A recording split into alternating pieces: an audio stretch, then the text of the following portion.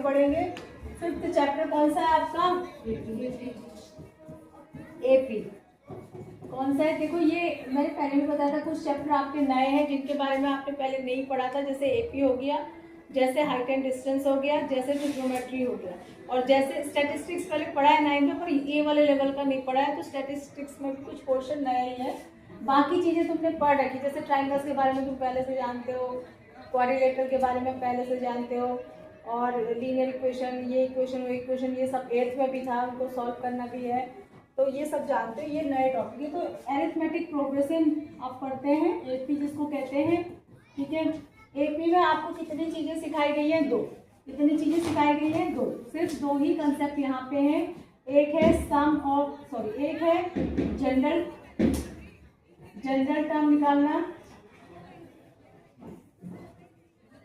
General term find करना, जिसको आप एन कहते हैं, और एक है sum of n terms, n terms find करना, जिनको आप एसएन कहते हैं, ठीक है। जनरल टर्म का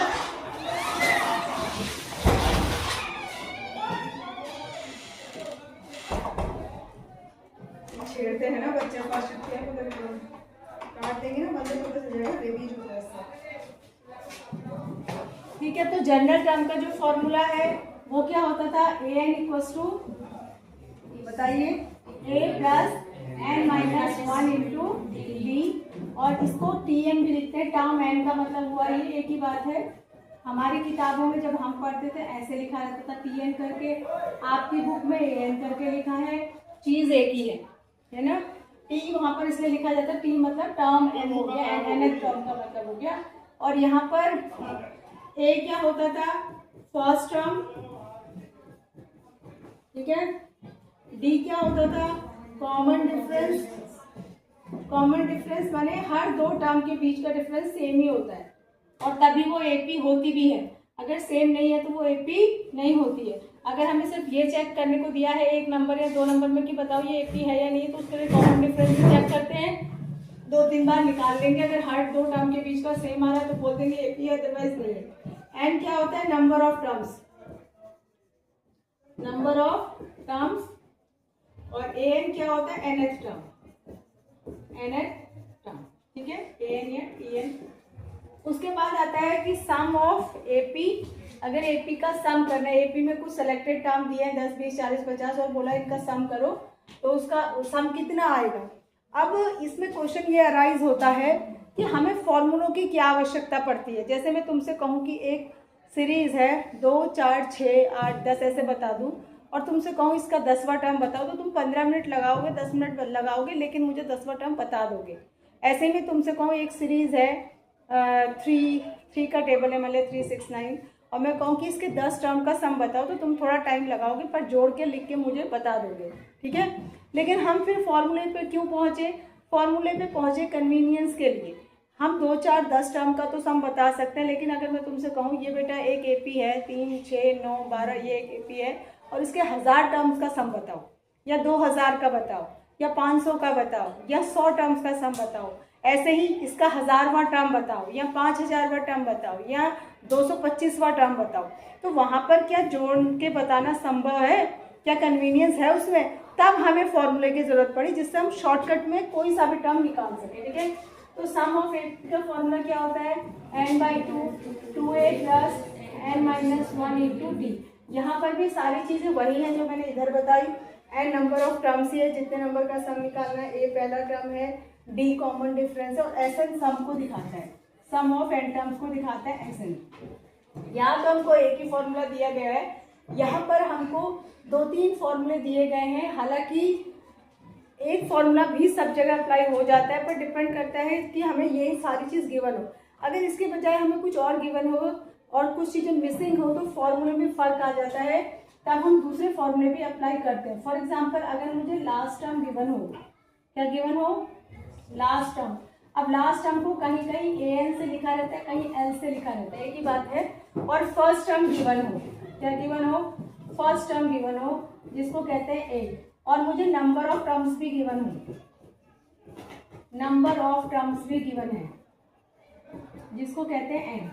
और मुझे क्या गिवन नहीं है? डी। क्या गिवन नहीं है? डी। तो बिना डी के तो मैं इस फॉर्मूले को अप्लाई नहीं कर सकती हूँ ना, है ना। मुझे सम भी, भाई इस फॉर्मूले में 1 2 3 4 चीजें हैं, 4 में से 3 गिवन होंगी, कोई एक ही गिवन नहीं होगी, तभी तो ये फॉर्मूला लगेगा। अब मुझे एसएन भी निकालना है, एसएन भी गिवन नहीं है और मुझे डी भी नहीं दिया है, तो 2 नहीं गिवन है, 2 गिवन है, तो उससे तो काम चलेगा नहीं। तब मैं ये वाला फॉर्मूला अप्लाई करूंगी, जो फॉर्मूला क्या होता है, SN equals to n/2 a plus a n, ऐसे भी लिखते हैं, और इसी को a प्लस एल भी लिख लेते हैं, कभी लास्ट टर्म को l लिखते हैं, कभी a n लिखते हैं। a n का मतलब भी लास्ट टर्म होता है। लास्ट टर्म माने उस सीरीज में जितने टर्म का सम करने को कह रहा है। अगर मान लिया तुमसे कह रहा है कि 50 टर्म का सम करना है, तो पहला भी दे देगा और 50वां भी दे देगा, यानी A50 भी दे देगा तुमको, तो ये l हो गया लास्ट टर्म, क्योंकि वो सीरीज है 50 तक, और 50वां भी बता दिया, पहला भी बता दिया, नंबर ऑफ टर्म 50 हो ही गए जितने टर्म का सम करना है। तो तब हम ये वाला फॉर्मूला भी अप्लाई करते हैं। और एक होता है कि अगर आपको n नेचुरल नंबर्स का सम निकालना है। नेचुरल नंबर कौन से होते हैं, गिनती जो है आपकी काउंटिंग 1 से शुरू होती है, और आपसे कहा कि 1000 2000 या 5000 नेचुरल नंबर का सम निकालो। वहाँ पर नेचुरल वर्ड होना चाहिए जिससे पता चले कि वो काउंटिंग की बात कर रहा है। तो उसका फॉर्मूला होता है SN equals to n/2 n plus 1/2 n into n plus 1/2, ये उसका फॉर्मूला होता है। n क्या है, जितना तुमको बोला जा रहा है, यानी 1000 2000 5000 वो n है। यहाँ पर सिर्फ एक ही चीज़ की ज़रूरत होती है, n की। किसकी ज़रूरत होती है, n की, और किसी भी चीज़ की ज़रूरत नहीं होती। ठीक है, ये फॉर्मूला सिर्फ n नेचुरल नंबर्स के लिए ही यूज होता है। Sum of n natural numbers के लिए फॉर्मूला यूज होता है, ये नोट कर लिया आपने। तो हमारे पास Sn यानी सम ऑफ सीरीज AP निकालने के कितने फॉर्मूले हैं, 3। पहला तो जनरल फॉर्मूला हो गया SN equals to n/2 2a plus n minus 1 into d. एक हो गया जब पहला और लास्ट टर्म दिया है, यानी SN equals to n/2 a plus n। और एक हो गया जब हमें natural number n natural number का सम निकाला, यानी n प्लस 1/2। ठीक है, ये इतना ही। अब आते हैं, एक इसमें स्पेशल केस आता है जिसमें बच्चे गड़बड़ करते हैं। अगर आपको कोई an निकालना है लेकिन लास्ट से निकालना है, लास्ट से ये वाला टर्म निकाल दो, ठीक है, ऐसा आता है ना। तो उस समय जो फॉर्मूला होता है an का, वो क्या होता है, उस समय लास्ट से शुरू करते हैं। जब हम पहले टर्म से शुरू करते हैं तो फॉर्मूला ये होता है a plus n minus 1 into D. लेकिन जब हम लास्ट से शुरू करते हैं तो उस समय an निकालने का फॉर्मूला होता है, a की जगह लास्ट टर्म आता है minus n minus 1 into D, ये फॉर्मूला होता है। उसमें देखो आप बच्चे क्या करते हैं ना, दो गड़बड़ करते हैं इसमें, मैं बताती हूँ। तो यहाँ तो लास्ट, यहाँ मतलब माइनस तो लगा लेते हैं कई बच्चे। अभी रिसेंटली प्री बोर्ड 3 में आपने गलती करी थी, यहाँ तो आपको पता है कि लास्ट से निकाल रहे हैं तो आपने माइनस लगा लिया। डी भी आपने चेक कर लिया क्या है, नेगेटिव डी रख लिया था किसी ने, और यहाँ प्लस ही रहने दिया। लेकिन यहाँ पर ए ही रखते हैं। जब आप यहाँ ए रख देंगे तो वो तो जैसे मान लीजिए ये सीरीज है मेरी फॉर एग्जाम्पल, ठीक है, ये मैंने लिख दी मान लिया 20 तक। तो आप जब ए रख देंगे तो आप यहीं से निकाल रहे हैं ना, फिर तो आपको निकालना है लास्ट से। कहाँ से निकालना है, लास्ट से। तो ए थोड़ी आएगा, ए की जगह पे ये आएगा ना, हम यहाँ से इधर को निकाल रहे हैं, और डी नेगेटिव हो जाएगा। तो दोनों काम कर रहे हैं, यहाँ पर ए की जगह एल भी रखना है और यहाँ प्लस की जगह माइनस भी रखना है। यहाँ माइनस कैसे आया, क्योंकि डी हम माइनस में लेंगे, तो यहाँ क्या हो जाएगा, माइनस हो जाएगा। ठीक है, डी उल्टा हो जाएगा ना, तो यहाँ क्या हो जाएगा, माइनस हो जाएगा। ठीक है ना, तो ये दो चीज़ें आपको ध्यान रखनी है। ये लास्ट वाला यही गड़बड़ करते हैं। अब आ जाते हैं आगे। अगला चैप्टर कौन सा है आपका, ये हम खाली फॉर्मूले ही डिस्कस कर रहे हैं अभी, कि आपको एक रिवीजन लग जाए दिमाग में कि हमें किस चैप्टर में क्या। अगला ट्राइंगल है या लाइन्स एंड एंगल्स है, ट्राइंगल्स है ना। हाँ, छठा चैप्टर है आपका ट्राइंगल्स। कितना बोल रहे हैं देखो।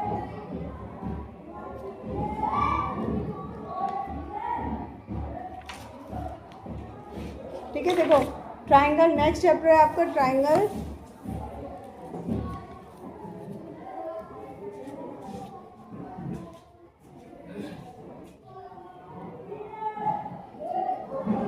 नेक्स्ट चैप्टर है चैप्टर 6।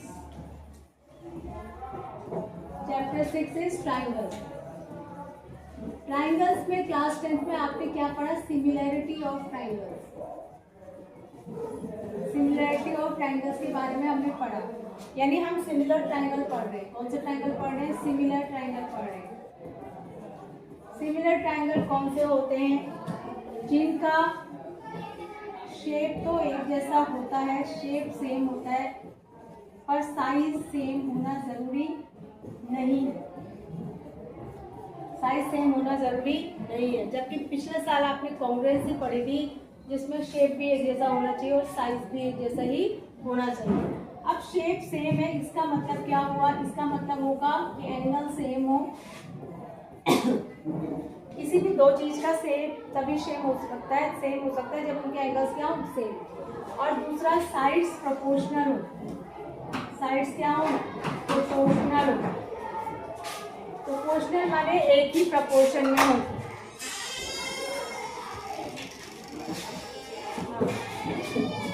साइड्स क्या हो? प्रोपोर्शनल। कैसी साइड्स? Corresponding sides. कैसी साइड्स? बोलो, करस्पॉन्डिंग साइड। करस्पॉन्डिंग साइड का क्या मतलब हुआ? जैसे मैंने दो ट्राइंगल बनाए, एक ट्राइंगल मैंने ये बनाया और एक मैंने ये बड़ा ट्राइंगल बनाया, ठीक है। अब मैं कह रही हूँ कि जो ABC है ना, वो DEF के सिमिलर है। अगर मैंने ये बोला है कि जो ABC ट्राइंगल है वो DEF के सिमिलर है, तो उसका अर्थ ये हुआ कि ये इसके जो करस्पॉन्डिंग ये वाला एंगल है, माने लेफ्ट वाले के करस्पॉन्डिंग लेफ्ट हुआ, राइट के करस्पॉन्डिंग राइट हुआ, अपर के करस्पॉन्डिंग अपर हुआ। तो लेफ्ट वाला एंगल जितना होगा ये भी उतना ही होना चाहिए। राइट वाला एंगल जितना होगा ये भी उतना ही होना चाहिए। और अपर एंगल जितना होगा ये भी उतना ही, कितना होगा? 70। ये भी उतना ही होना चाहिए।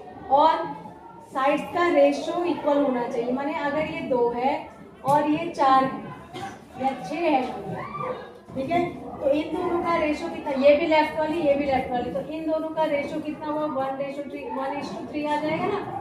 1:3 यानी 1:3 आ गया। तो अगर मान लिया ये 3 है तो इसका भी 1:3 तभी बनेगा जब ये 9 हो, है ना। और अगर ये 5 है तो ये कितनी होनी चाहिए? इस हिसाब से 15 होनी चाहिए, तभी तो इसके और इसके बीच में भी 1:3 का रेशियो बनेगा, इसके और इसके बीच में भी 1:3 का रेशियो बनेगा। और अगर एंगल सेम है लेकिन करस्पॉन्डिंग साइड्स का रेशियो सेम नहीं है, तब वो क्या है? सिमिलर ट्राइंगल नहीं है। तो दोनों शर्तें पूरी होनी जरूरी होती हैं। वैसे तो अगर एंगल सेम होंगे ना तो साइड्स का रेशियो सेम होगा ही होगा। अगर साइड्स का रेशियो सेम नहीं होगा तो एंगल सेम होंगे ही कैसे? एंगल भी गड़बड़ा जाएंगे, ठीक है। साइज गड़बड़ाएगा, एंगल गड़बड़ा। एंगल पे तो बहुत कुछ सारा कुछ, तो शेप इसकी किस पे डिपेंड करती है? एंगल पर डिपेंड करती है। इसमें जो सबसे इम्पोर्टेंट कंसेप्ट आपने पढ़ा वो कौन सा पढ़ा था? वो पढ़ा था आपने BPT। इसमें एक थ्योरम है आपकी, जिसको इसी का प्रूफ आता है, बेसिक प्रोपोर्शनैलिटी थ्योरम कहते हैं। और इसी का दूसरा नाम है थेल्स थ्योरम। थेल्स ने दी थी, क्योंकि थेल्स एक मैथमेटिशियन थे, थेल्स ने दी थी, तो इसका नाम है थेल्स थ्योरम। ये आपके एग्जाम में आएगी, इसका प्रूफ आपकी बुक में है, इसका प्रूफ आपके एग्जाम के लिए सिलेबस में है। बट फिर से बता रही हूँ, जब इसका प्रूफ आएगा तो इसका प्रूफ जब आएगा तो आपको ये नहीं लिख कर आएगा कि proof BPT, proof Thales theorem. आपको क्या आएगा? क्या आएगा? जोर से बोलो। स्टेटमेंट आएगा। स्टेटमेंट क्या है इसका?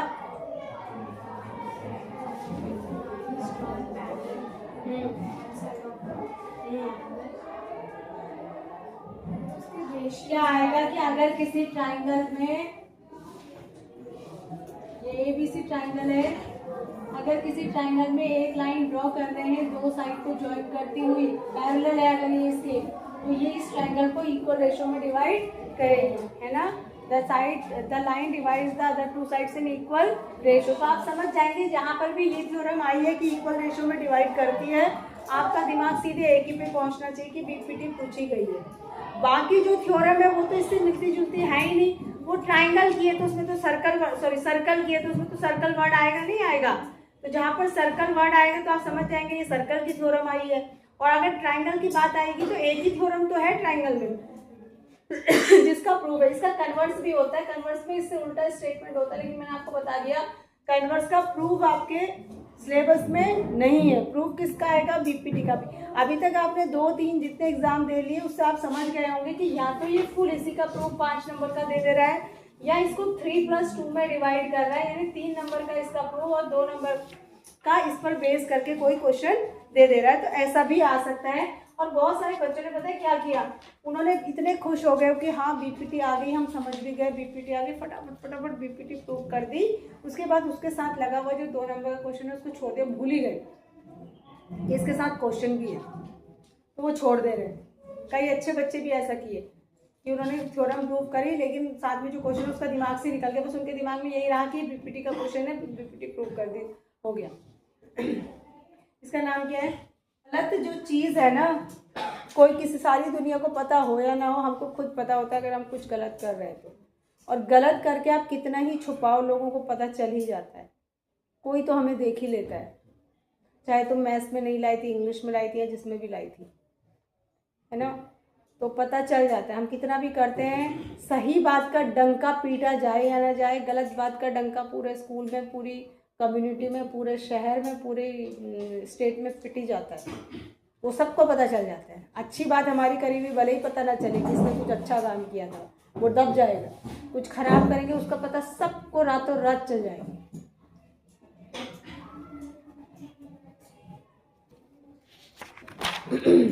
ठीक है, तो इसमें मैं आपको फिर से बता रही हूँ, एक तो आप एक ही कंसेप्ट है, उस पर बेस क्वेश्चन को प्रैक्टिस करिएगा और बीपीटी को अच्छे से कर लेंगे। ठीक है,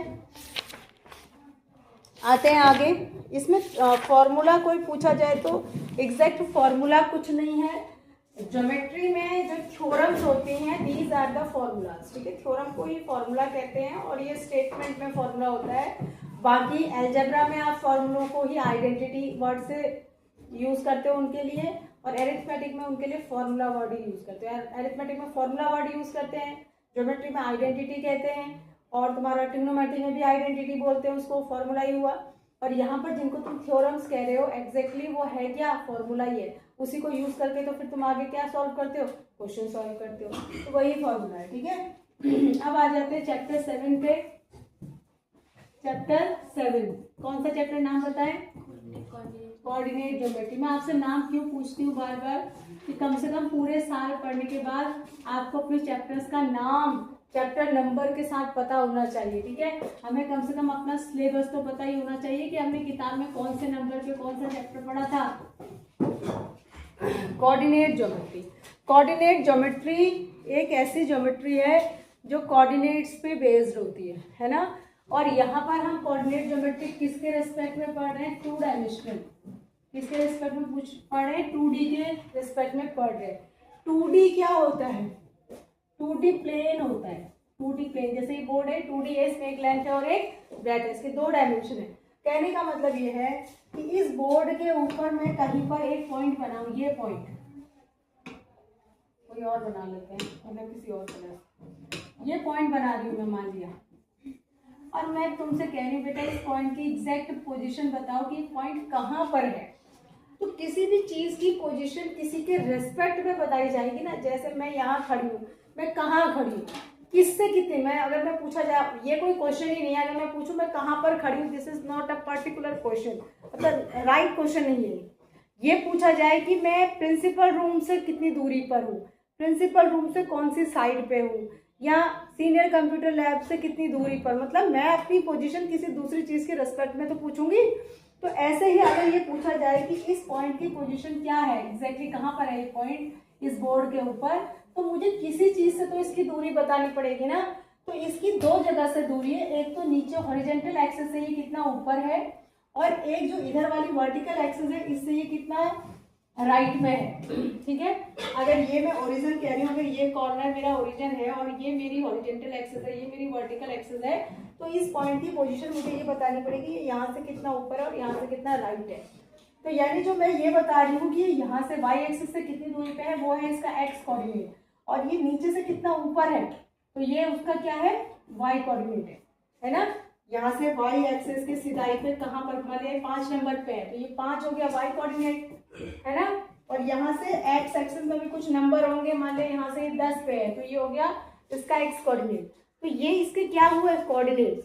कोऑर्डिनेट्स में x कोऑर्डिनेट का नाम मैथमेटिकली क्या होता है, एब्सिसा, और y कोऑर्डिनेट का नाम क्या होता है, ऑर्डिनेट। y कोऑर्डिनेट का नाम क्या होता है, ये क्वेश्चन कभी कभी 1 नंबर में आ जाता है। मान लिया आपको कोई एक पॉइंट दे दिया, ऐसे लिख दिया उसने -15,5, ये पॉइंट दिया और नीचे 4 ऑप्शन दे दिए, बोला what is the ordinate of the point given. ये जो पॉइंट गिवन है इसका ऑर्डिनेट कितना है, कितना है 5। ये नहीं पूछा कि y कोऑर्डिनेट कितना, उसका नाम बताया तो ऑर्डिनेट कितना, या इसका पूछा कि इसका एब्सिसा कितना है और 4 ऑप्शन दे दिए, ठीक है, ऐसा क्वेश्चन आएगा। अब इसमें हम दो फॉर्मूले हमें इसमें सिखाए गए कोऑर्डिनेट ज्योमेट्री में। कौन से फॉर्मूले 2 पढ़े आपने, कि अगर मेरे पास ये 2 एक्सिस हैं, इसके ऊपर एक लाइन है और मुझे ये बताना है कि ये लाइन कितनी लंबी है, ये लाइन कितनी लंबी है, तो इस लाइन की लंबाई निकालने का मैंने एक फॉर्मूला बताया, पढ़ा इसमें, मुझे दिया है बुक में कि this is x2 minus x1 whole square plus y2 minus y1 whole square, और इसका स्क्वायर रूट, है ना। ये क्या है x1 x2, आपको इन दोनों पॉइंट की पोजीशन दी होगी। मान लिया ये आपको दिया है 2, 10 और ये आपको दिया है मान लिया 8,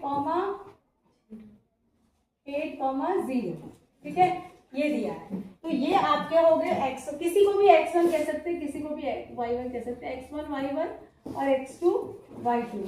तो अगर मुझे ये इसके कोऑर्डिनेट पता है तो मैं इस लाइन की लंबाई को निकाल सकती हूँ कोऑर्डिनेट के बेस पर। यहाँ मैं वैल्यू रख दूंगी और कैलकुलेट कर दूंगी, ठीक है। जैसे फॉर एग्जांपल मैं इसी को कैलकुलेट करूँ तो x2 माइनस x1 यानी 8 माइनस 2 का होल स्क्वायर प्लस 0 माइनस 10 का होल स्क्वायर, तो ये कितना हो जाएगा √6 का होल स्क्वायर और प्लस माइनस 10 का होल स्क्वायर, तो ये हो जाएगा √36 प्लस 100, माइनस का भी होल स्क्वायर होकर प्लस ही हो जाता है 136। ये लाइन की लंबाई हो गई। एग्जाम में आप इतना भी छोड़ सकते हैं पॉइंट, अगर ऐसा नंबर आ गया है जिसका स्क्वायर रूट निकालना आपको नहीं आता है या पॉइंट में निकलेगा तो इतना ही छोड़ दीजिए, ठीक। ये हो गया। तो एक तो मैंने ये फॉर्मूला पढ़ा, डिस्टेंस फॉर्मूला। आपकी बुक में जो पहली एक्सरसाइज है पूरी इसी पर बेस्ड है और दूसरी है सेक्शन फॉर्मूले पर बेस्ड। अब क्या होता है कि मान लिया इसमें इसके बीच में एक पॉइंट और घुस गया कहीं से आके, है ना, एक पॉइंट इसके बीच में और आ गया, यहाँ पर लाइन के ऊपर, लाइन के ऊपर यहाँ पर एक पॉइंट और आ गया। इसने कहा जी मैं सी हूँ, मेरे कोऑर्डिनेट एक्स वाई, कुछ तो होंगे इसके कोऑर्डिनेट जो भी होंगे। तो अगर आपको एक पॉइंट और यहाँ पर, जैसे ही इसके बीच में एक पॉइंट और घुसा यहाँ पे, ऐसे ही ये लाइन 2 हिस्सों में बट गई, है ना, 2 हिस्सों में पड़ गई। तो ये हिस्सा कुछ है, ये हिस्सा कुछ है, इसकी लंबाई कुछ होगी, इधर वाले की कुछ होगी, तो इनके बीच में कुछ ना कुछ रेशो तो होगा ही। मान लिया m1 रेशो m2 है, m1 रेशो m2 है, ठीक है। तो आपसे पूछा जा रहा है कि अगर a के कोऑर्डिनेट ये है, b के कोऑर्डिनेट ये है, इनके बीच में एक पॉइंट है जो इसको 2 हिस्सों में डिवाइड कर रहा है, वो जो 2 हिस्से हैं उनका जो रेशो है वो m1 और m2 है, तो इसके कोऑर्डिनेट क्या होंगे ये बताइए, इस वाले पॉइंट के कोऑर्डिनेट क्या होंगे। तो इसका x कोऑर्डिनेट होता है m1 x2 plus m2 x1 upon m1 plus m2। इसको याद करने का तरीका है, अगर m में 1 लेंगे तो x में 2 लेंगे, मतलब कोऑर्डिनेट दूसरा वाला लेंगे। अगर पहला वाला रेशो लेंगे तो कोऑर्डिनेट दूसरा, इधर साइड का रेशो लेंगे तो कोऑर्डिनेट इधर साइड का, इधर साइड का रेशो लेंगे तो कोऑर्डिनेट इधर साइड का।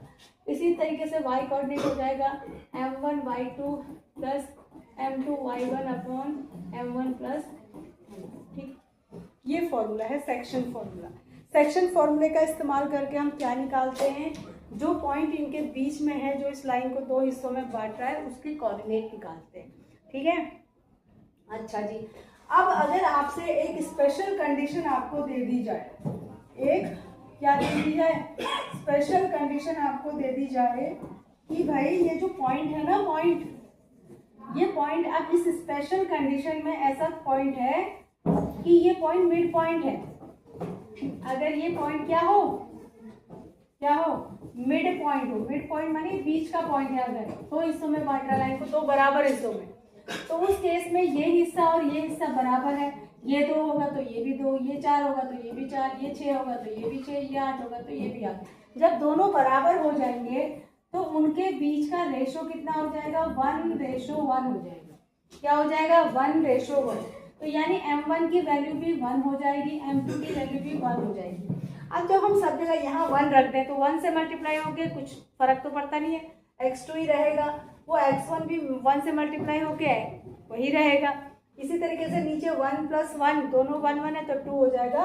तो उस केस में ये फॉर्मूला चेंज होके हो जाता है x1 + x2/2 और y = हो जाता है y1 + y2/2।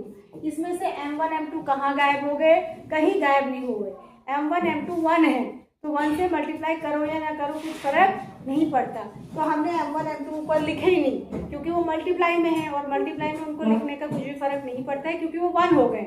और नीचे हमने 2 इसलिए लिखा, नीचे वो जोड़ में है, ऐड हो रहे हैं, तो 1 और 1 ऐड होके तो 2 होता है ना, तो उनका सम नीचे लिख दिया। सबसे सरल क्वेश्चन इसका यही होता है जब आपसे मिड पॉइंट पूछे जाते हैं। ऐसे क्वेश्चन आपने कहाँ किए थे, अभी जो आपके वैल्यू बेस्ड क्वेश्चन आए थे लास्ट में, उसमें अगर क्वेश्चन कोऑर्डिनेट ज्योमेट्री को बेस करके देता है अगर, तो उसमें ये क्वेश्चन जरूर देता है कि इसके मिड पॉइंट के कोऑर्डिनेट निकालो। देता है नहीं देता है, क्योंकि वो एक ही नंबर का क्वेश्चन होता है और इजी होता है, तो ये क्वेश्चन जरूर दे देता है कि ये मिड पॉइंट के कोऑर्डिनेट निकालो। उसमें ज्यादातर कैसे क्वेश्चन दिए गए हैं, आपको एक ग्राफ दे दिया, ग्राफ में कुछ पॉइंट उसने दिखा दिए, और ये ग्राफ में 1 2 3 नीचे एक्स एक्सिस पे भी वाई एक्सिस पे भी दे देगा। पहले तो उन पॉइंट्स के कोऑर्डिनेट आपको खुद पता करने होते हैं, तो आप देख के कर ही लोगे। मान लिया मैंने इसके कोऑर्डिनेट नहीं दिए होते, लेकिन यहाँ पर 8 लिखा होता तो y तो 0 होगा, आपको पता ही है, तो आप इसके कोऑर्डिनेट लिख लेते, उसके भी लिख लेते देख के। तो एक तो क्वेश्चन ये हुआ कि आपने सारे कोऑर्डिनेट पहले खुद लिख लिए ग्राफ को देखते हुए, फिर कुछ कुछ पूछा जाता है कि इसके और इसके बीच की डिस्टेंस बताओ, इसके और इसके बीच का मिड पॉइंट बताओ, और वहां पर एक कहानी भी नरेट की जाएगी, कुछ ना कुछ सिचुएशन बनाई जाएगी, ये शाम है, ये राम है, ये उसका घर है, ये हॉस्पिटल है, वो उससे इतनी दूरी पे है, तो घर से हॉस्पिटल के बीच की दूरी बताओ। तो हॉस्पिटल के कोऑर्डिनेट फाइंड आउट करने पड़ेंगे, घर के कोऑर्डिनेट फाइंड आउट करने पड़ेंगे, फिर उनके बीच की दूरी निकाल दोगे। फिर कहेगा कि अगर बीच में जो है बैंक जो है, अगर घर और हॉस्पिटल के बिल्कुल बीच में है, मिड पॉइंट पे बिल्कुल बीच में है, तो उसके कोऑर्डिनेट निकालो। तो आप खुद समझ जाएंगे बिल्कुल बीच में है यानी कि बैंक बीच में यानी मिड पॉइंट है, तो उसके कोऑर्डिनेट किस फॉर्मूले से निकालेंगे, इस फॉर्मूले से। तो डायरेक्ट क्वेश्चन नहीं पूछता है वैल्यू बेस्ड क्वेश्चन में, सीबीक्यू क्वेश्चन में कुछ ना कुछ घुमा के आपकी डे टू डे लाइफ पे बेस करके क्वेश्चन को बनाता है। ठीक है, तो यही दो ही चीज थी इसमें। आगे बढ़ जाए। इसमें एक क्वेश्चन जो स्पेसिफिकली आता है जो आप गड़बड़ करते हैं वो ये होता है, जैसे एक लाइन है ना, ये भी टाइम देखते रहना, टाइम को मुझे पता नहीं लग रहा, करेंगे। यहाँ देखो, ये जो अभी मैंने मिड पॉइंट वाला आपको बताया, इसको कहते हैं बाइसेक्शन। क्या कहते हैं, बाइसेक्शन का मतलब होता है दो बराबर हिस्सों में बांटना। ठीक है, लेकिन इसकी जगह ट्राई सेक्शन भी वर्ड लिखा रहता है कई बार। क्या लिखा रहता है, ट्राई सेक्शन। ट्राई सेक्शन में पॉइंट 4 होंगे और लाइन के 3 बराबर हिस्से हो रहे होते हैं। ट्राई सेक्शन का मतलब होता है 3 बराबर हिस्से। तो इसमें आपको इसके और इसके अगर दोनों के कोऑर्डिनेट निकालने हैं, तो आप पहले किसी के भी, उसमें इसके दिए हैं, इसके दिए हैं, m1 m2 दिया है, या जो भी लाइन की लंबाई आपको पता है, तो अगर 3 बराबर हिस्से हो रहे हैं तो m1 m2 आप खुद ही समझ सकते हैं। अगर मैं इसके पहले निकाल रही हूँ और 3 बराबर हिस्से हैं, तो यानी यहाँ पर एक हिस्सा है और उस साइड 2 हिस्से हैं, तो उस दशा में मेरा m1 1 हो गया और m2 क्या हो गया, 2 हो गया, है ना। लेकिन अगर मैं इसके पहले निकाल रही हूँ तो 2 हिस्से इस तरफ है और एक हिस्सा उधर है, तब मेरा m1 कितना हो गया, 2 हो गया, और m2 कितना हो गया, 1 हो गया। तो ये डिपेंड्स कि पहले मैं इसको निकालना चाह रही हूँ या पहले मैं इसको निकालना चाह रही हूँ। जिसको मैं पहले निकालना चाह रही हूँ उस हिसाब से मैं m1 और m2 डिसाइड कर लूंगी। कभी कभी 4 हिस्से भी किए रहते हैं लाइन के, है ना, कभी कभी 4 हिस्से कर देंगे कि सबके निकालो। बड़ा क्वेश्चन बना दिया, उसमें बीच में 3 पॉइंट आएंगे, इसमें थोड़ा सा हमारे को सुविधा हो जाती है। इसको कैसे निकालेंगे अगर 4 बराबर हिस्से हैं, तो देखो ये ए बी हो गया, सी डी ई, इसमें हम थोड़ी सी अपने दिमाग लगाएंगे। कैसे लगाएंगे, इसमें यहाँ से शुरू नहीं करेंगे, है ना, इसमें यहाँ से शुरू नहीं करेंगे। क्यों नहीं करेंगे, इसमें पहले इसको निकालो, क्योंकि जब 1 2 3 4 हिस्से हो रहे हैं तो ये बीच वाला पॉइंट है, तो इसके लिए किससे निकल जाएगा, x1 प्लस x2/2 और y1 प्लस y2/2। अगर मुझे इसके कोऑर्डिनेट पता है ना x1 y1 और इसके पता है x2 y2, तो ये बीच का है ना इनमें से, तो ऐसे निकल जाएंगे। जैसे ही ये हमारे हाथ में आ गए, ये मान लिया मुझे पता चल गए, तो फिर इसके निकालो, क्योंकि अब ये इन दोनों के बीच का पॉइंट है, तो इसके फिर से इसी से निकल जाएंगे x1 प्लस x2/2 और y1 प्लस y2/2। उस टाइम पे x1 y1 और x2 y2 ये दोनों होंगे, है ना। जब ये निकल गए फिर अब इन दोनों को लेके इसके निकाल लो, क्योंकि ये पता चल गए हैं, ये पता है और ये इसके लिए मिड पॉइंट है, तो फिर से यही फॉर्मूला लगा लो। यानी आपको m1 x2 plus m2 x1 वाला नहीं लगाना पड़ेगा, तीनों बार आपको मिड पॉइंट वाले फॉर्मूले से ही काम चल जाएगा। लेकिन अगर आप ये वाले से शुरुआत करेंगे तो उस समय m1 1 होगा और m2 3 होगा, तो फिर आपको पूरा फॉर्मूला अप्लाई करना पड़ेगा। तो दिमाग लगाइए कि ये बीच का है, पहले इसको निकालो, फिर इसके और इसके बीच का ये है, फिर इसको निकालो, फिर इसके और इसके बीच का ये है, फिर इसको निकालो। ठीक है, ये अपना आप थोड़ा सा माइंड भी यूज कर सकते हैं। अगर भगवान ने दिया है तो, नहीं दिया है तो क्या ही कर सकते हैं। ठीक है ना, आगे बढ़ जाते हैं। इसके अलावा इसमें कुछ नहीं है, ये 2 फॉर्मूले हैं, सेक्शन फॉर्मूला और डिस्टेंस फॉर्मूला। डिस्टेंस फॉर्मूला में एक गलती आपने और करी थी, मैं बताती हूँ आपको, जो मैंने कॉपी चेक करी अभी। डिस्टेंस फॉर्मूला में ना, टाइम बता दो भाई, यहाँ पर अंदर ब्रैकेट में होता है माइनस और बीच में होता है प्लस। अभी जो कुछ बच्चों ने फॉर्मूला लिखा था एग्जाम में प्री बोर्ड 3 में, वो ऐसे लिखा था, ये अर्थ का अनर्थ, ब्रैकेट के अंदर माइनस होता है, बीच में प्लस होता है। बहुत सारे बच्चों ने ब्रैकेट के अंदर प्लस कर दिया और बीच में माइनस कर दिया, और कई ने तो ब्रैकेट के अंदर प्लस कर दिया, बीच में मल्टीप्लाई कर दिया। हमारी मर्जी है, हम तो कोई भी फॉर्मूला बना लेंगे अपने आप ही, है ना, है ना। कुछ भी बना लेते हो तुम, 15 मिनट। चलो अब आते हैं सबसे इम्पोर्टेंट चैप्टर पे, बताएं कौन सा है, चैप्टर 8। आपको कैसे नींद आ जा रही है, आपको रात को भी नींद नहीं आनी चाहिए। आजकल रात में आपको घबरा के उठ जाना चाहिए, हाय मेरा एग्जाम है 17 को, ऐसा करके उठ नहीं रहे हो ना जी, बिल्कुल टांगे फैला के सो रहे हैं, कोई फर्क नहीं पड़ रहा है जिंदगी में, कुछ एग्जाम हो कुछ हो, और वो भी एग्जाम तो जो है सो है। पहला पेपर मैथ्स का है, उसमें तो आपको डबल डर लगनी चाहिए। क्या होता है कि अगर पहला पेपर अच्छा हो जाए तो आगे वाले पेपर्स के लिए मोटिवेशन मिलता है कि मेरा पेपर ठीक ठाक हो गया, तो अगले के लिए मन करेगा पढ़ा। सोचो मैथ्स का ही पहला ही पेपर घुस जाए, उसके बाद आपका किताब उठाने का दिल नहीं करेगा। हालांकि ये एक नेगेटिव स्टेटमेंट है, मुझे ऐसा कहना नहीं चाहिए, पर साइकोलॉजिकली यही होता है। अगर हमारा कोई काम खराब हो जाए तो फिर हम उसी के बारे में सोचने में लग जाते हैं। तो अगर ऐसा हो, पहले तो ऐसा होगा नहीं, मैं नहीं चाहती हूँ ऐसा हो, फिर भी अगर आपको लग रहा है कि जितना मेरी आकांक्षा थी मैं उतना नहीं करा मैंने, तभी भी उसका असर दूसरे पेपर पे नहीं पड़ने दीजिए। ठीक है, दूसरे के लिए अच्छे से पढ़ाई करें, ऐसा नहीं कि सारे घुसा दिए तुमने। अब देखो, पहले तो मैं ये भगवान से प्रार्थना करूँ कि पेपर थोड़ा ठीक आ जाए, जिससे कि तुम्हारे जैसे लोगों की नैया भी पार हो जाए। यहाँ देखो, ट्रिग्नोमेट्री में आपने क्या क्या पढ़ा, हालांकि ये चैप्टर में बहुत बार रिवाइज करा चुकी, फिर से देख लो। इसमें आपने पढ़े 6 ट्रिग्नोमेट्रिक रेशियो। कौन से थे वो, ये सारे फॉर्मूले ही हैं, इसमें तो पूरे फॉर्मूले ही हैं। पहला क्या है, साइन थीटा, दूसरा क्या है, कॉस थीटा, तीसरा क्या है, टेन थीटा। ठीक है, sign theta, cos theta, tan theta, उसके बाद कोसेक थीटा, सेक थीटा और कॉट थीटा।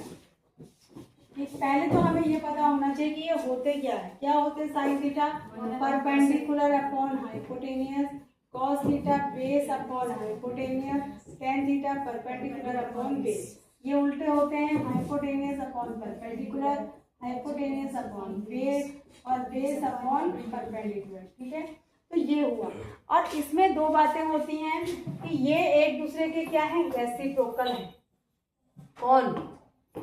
कौन है रेसिप्रोकल, ये साइन थीटा का रेसिप्रोकल कौन है, कोसेक थीटा, कॉस थीटा का रेसिप्रोकल कौन है, सेक थीटा। टेन थीटा का रेसिप्रोकल कौन है, कॉट थीटा। मतलब इसका क्या मतलब है कि साइन थीटा जो होता है वो 1 कोसेक थीटा के बराबर होता है, और कोसेक थीटा जो होता है वो 1 साइन थीटा के बराबर होता है।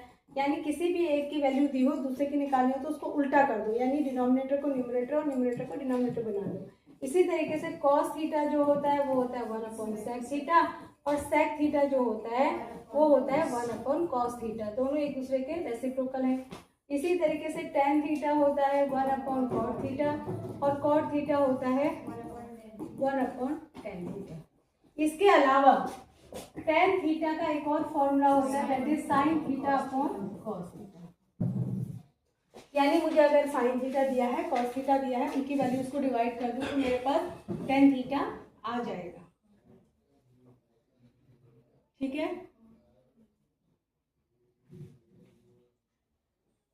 और बहुत पुराने टाइम में इसका एक वो ट्रिक बताया जाता था। यही था ना, क्या था, हरी हरी, ये बताया जाता था हमारे टाइम में भी, आपके टाइम में भी बताया जाता होगा। मैंने कभी बताया नहीं आपको पूरे साल में, इसकी कोई जरूरत नहीं है, पर लोग याद रखते हैं ऐसे, पंडित बद्री प्रसाद हरे हरे बोल, ठीक है ना। Perpendicular upon hypotenuse, base upon hypotenuse, और perpendicular upon base, sine cos और टेन, बाकी तीन इसके उल्टे। आपको ट्यूशन में बताया होगा किसी ने, ये बताते हैं, लेकिन मुझे उसकी कोई ज़रूरत नहीं लगती, मैंने बताया नहीं। ट्रिक से क्या याद रखना है, याद ही रखिए इसको, तो आगे लंबा आना है आपके काम, ठीक है। ये हो गया। उसके बाद हमने 6 ट्रिग्नोमेट्रिक रेशियोज पढ़ लिए। उसके बाद दूसरे नंबर पे हमने पढ़ी टेबल। दूसरे नंबर पे क्या पढ़ी, टेबल। हालांकि इस टेबल पे बेस्ड पहले एक और भी एक्सरसाइज थी, अब वो आपकी कट गई, अब नहीं है। तो टेबल आपको जरूर से आनी चाहिए। ये प्राण है ट्रिग्नोमेट्री के, ट्रिग्नोमेट्री के प्राण टिके हैं इस पर। अगर ये नहीं आती तो समझ लो कुछ नहीं आता, है ना। तो हम किसके लिए पढ़ेंगे, 6 रेशियोज के लिए, sine theta, cos theta, tan theta, cot theta, sec theta और कोसेक थीटा। मैंने अभी परसों भी बताई थी तुम्हें एक थी, है ना। इसमें हमको कितने एंगल्स के लिए बताई गई है टेबल, 5, 1 2 3 4 5 के लिए, बस इतने के लिए हमको पढ़ाई गई है हमारी बुक में। ऐसा नहीं है कि टेबल इतने के लिए ही होती है, आगे भी होती है, पर आपके सिलेबस में अभी इतना ही है। ऐसा नहीं है कि ये इतनी ही होती है, आगे 90 से ऊपर की वैल्यूज भी तो होती हैं। अरे एंगल की वैल्यू तो पूरी 360 डिग्री तक होगी कि नहीं होगी, एंगल की वैल्यू सिर्फ 90 पे खत्म थोड़ी हो जाएगी। लेकिन आपको 10th में से बताया इतना गया, sine theta sine 0 0, sine 30 1/2, sine 45 1, उल्टी लिख दो, cos 0 1, cos 30 3/2, cos 45 1/2 और 0। tan थीटा निकालना है, अपॉन करते जाओ, 0/1 0, ये करेंगे 1/√3, इसको अपॉन कर देंगे तो 1 आ जाएगा, इसको अपॉन करेंगे तो √3 आ जाएगा, 2 2 कट जाएगा, इसको अपॉन करेंगे तो नॉट डिफाइंड आएगा। उल्टा इधर से लिख दो, कॉट के लिए नॉट डिफाइंड √3। ये 45 की वैल्यू सबकी सेम ही होती है, मतलब इन दोनों की सेम होती है, इन दोनों की सेम होती है, और इन दोनों की 45 वाली वैल्यू, ठीक है, क्योंकि ये को फंक्शन है एक दूसरे के। तो ये कितना हो गया, क्या बोल रही थी मैं, 1/√3 और ये 0, ठीक है। अब ये सेक की वैल्यू निकालनी है। अभी मैंने बताया कि सेक थीटा 1/cos थीटा होता है, तो cos थीटा की जो वैल्यूज है उनको 1 कर दो, 1/1 1 ही हो जाएगा, ये उल्टा हो जाएगा, 1 करेंगे ये भी उल्टा हो जाएगा, ये 2 हो जाएगा और ये नॉट डिफाइंड हो जाएगा। और क्योंकि सेक और कोसेक को फंक्शन है तो उधर से लिख दो। नीरज को देखो, नीरज तुझे बहुत नींद आ रही बेटा, तुझे घर रहना चाहिए था, तो क्यों आ गया आज, है। नीरज को बिल्कुल बैठा नहीं जा रहा है भाई, सोचो नीरज को कैसे बैठोगे, इतनी देर में तो आ रहा है। ये जो दो है ये को फंक्शन है, ऐसे लिख लीजिए सारी चीजें। साइन और कॉस को फंक्शन होते हैं, ये भी को फंक्शन होते हैं, और ये भी को फंक्शन होते हैं। को फंक्शन का क्या मतलब होता है, को फंक्शन का मतलब होता है जो साइन थीटा की वैल्यू होगी ना, वही कॉस 90 माइनस थीटा की भी होगी। जो tan थीटा की होगी वो ही cot 90 माइनस थीटा की भी होगी, जो sec थीटा की होगी वो ही cosec 90 माइनस थीटा वाली एक्सरसाइज से हट गई आपकी। ये हमारे एग्जाम में आएगा नहीं, 90 माइनस थीटा वाले क्वेश्चन नहीं आएंगे, क्वेश्चन है, क्वेश्चन तो एक्सरसाइज है ही नहीं, क्वेश्चन कहाँ से आएंगे, है ना। लेकिन जो प्रूव करने वाले क्वेश्चन नहीं होते हैं, अगर sine theta equal to a plus B वाला जो है वो वहां पर कभी जरूरत पड़ सकती है, ठीक है। आएगा नहीं, वैसे क्वेश्चन नहीं आएंगे 90 माइनस थीटा वाले, पर जो वो क्वेश्चन होते हैं ना a प्लस बी, ए और बी की वैल्यू निकालो, वहां कहीं कहीं जरूरत पड़ सकती है। समझ में आ रहा है। तो मैं परसों एक ही क्वेश्चन मैं करा तो रही थी जिसका हमको इसकी जरूरत पड़ी थी करने के लिए, ठीक हो गया। अब इसका एक एग्जाम्पल भी मैं समझा देती हूँ, अगले साल तो जरूरत पड़ेगी, जो मैथ्स लेंगे उनको एक में बता देती हूँ। इसका मतलब ये हुआ कि अगर मैं साइन 30 की वैल्यू लिखूँ, ध्यान से सुनो, साइन थीटा की जगह मैं 30 लिखूंगी, अभी ये थीटा ही तो है मेरा एंगल, तो साइन 30 की जो वैल्यू होगी ना, क्या होगा, साइन 30 की जो वैल्यू होगी वही वैल्यू cos 90 माइनस 30 की भी होगी।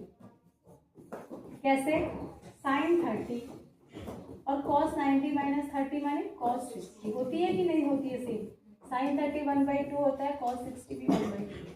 समझ आ गया। तो ये को फंक्शन है, इसलिए जो साइन थीटा की वैल्यू होती है वही cos 90 माइनस थीटा की होती है, ठीक है ना।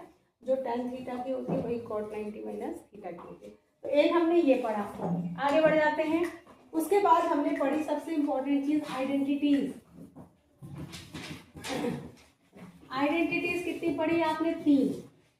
एक पढ़ी sine square theta plus cos square theta equals to 1, पहली आइडेंटिटी। दूसरी आइडेंटिटी आपने पढ़ी 1 plus tan square theta equals to sec square theta. और तीसरी आइडेंटिटी आपने पढ़ी 1 plus cot square theta equal to cosec square theta. फिर आपने थोड़े से इनका रीअरेंजमेंट कर देंगे तो कुछ और थोड़ी सी निकल आएंगे आइडेंटिटी। इसको रीअरेंज करूंगी तो इससे यहाँ से निकलेगा sine square theta equals to 1 minus cos square theta, और कॉस स्क्वायर थीटा में मुझे चाहिए तो that is 1 minus sine square. इसको रीअरेंज करूंगी तो यहाँ से निकलेगा, अगर मुझे tan स्क्वायर थीटा चाहिए तो मैं 1 को उधर ले जाऊंगी तो एक नई आइडेंटिटी बन जाएगी सेक स्क्वायर थीटा माइनस 1। और अगर मुझे एक साइड पे 1 चाहिए तो वो होता है sec square theta minus tan square theta equals to 1। इनकी जरूरत कहाँ पड़ती है, जब हम प्रूव करने वाले क्वेश्चन पढ़ते हैं, वहाँ कहीं बदलने की जरूरत जब पड़ती है, या 1 की जगह कुछ रखने की जरूरत पड़ती है। अगर मुझे सेक और tan में कोई एक्सप्रेशन दिया है, कहीं पर 1 दिया है और sec theta minus tan theta common आ सकता है, तो मैं 1 को क्या लिख सकती हूँ, sec square theta minus tan square theta. ऐसे यहाँ पर cot square theta equals to हो जाएगा कोसेक स्क्वायर थीटा माइनस 1, और या फिर cosec square theta minus cot square theta equals to भी 1 होता है। यानी 1 वाली कितनी है, एक ये है जिसका मतलब 1 होता है, एक ये है जिसका मतलब 1 होता है, और एक ये है, सॉरी एक ये है जिसका मतलब 1 होता है, ठीक है। इसमें से एक प्लस वाली होती है, 2 माइनस वाली है जिनकी वैल्यू 1 के बराबर होती है। ये आपके दिमाग पे छपी हुई रटी हुई होगी, ठीक है ना। मेरे हिसाब से टाइम हो गया, थक भी